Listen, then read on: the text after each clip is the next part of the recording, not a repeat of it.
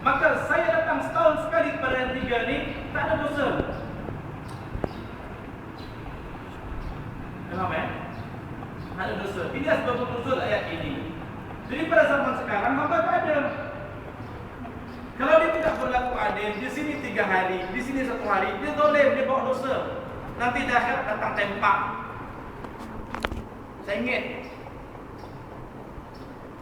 Maka dia kalau di 1 hari, di 1 hari, di 1 hari, 2 hari.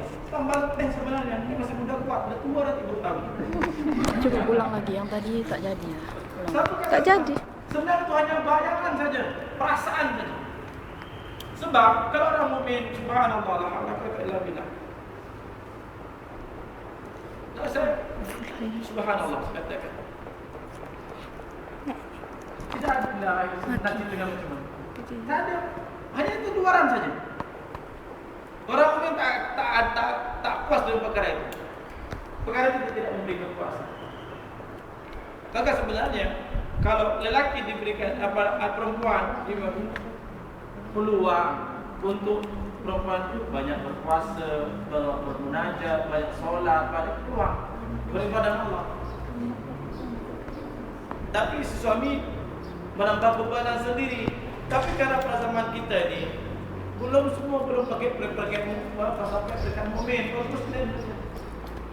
Sehingga kahwin itu hanya untuk mengambil kesempatan masing-masing. Isterinya ada kesempatan untuk suami ada. Cuba kahwin dengan Allah. Kahwin dengan agamanya, selesai. Ada faham Ada di sini? Ada ya?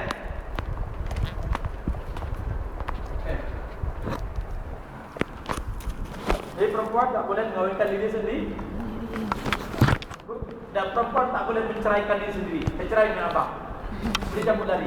Mana boleh? Allah itu Maha Adil. Katakan kalau perempuan diberikan hak cerai dari Allah, tak sampai 24 jam cerai. Tak ada 24 jam, 2 menit cerai. Pasti. Kenapa? Sebab perempuan tadi.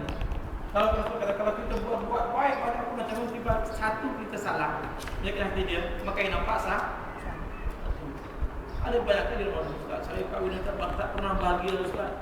Tak pernah bahagia, anak berapa? Anak 5 macam mana tak bahagia anak 5?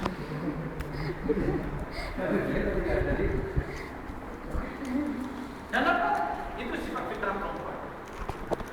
Yang lelaki-lelaki juga fitrahnya tak ego. Dia sendiri mau menang.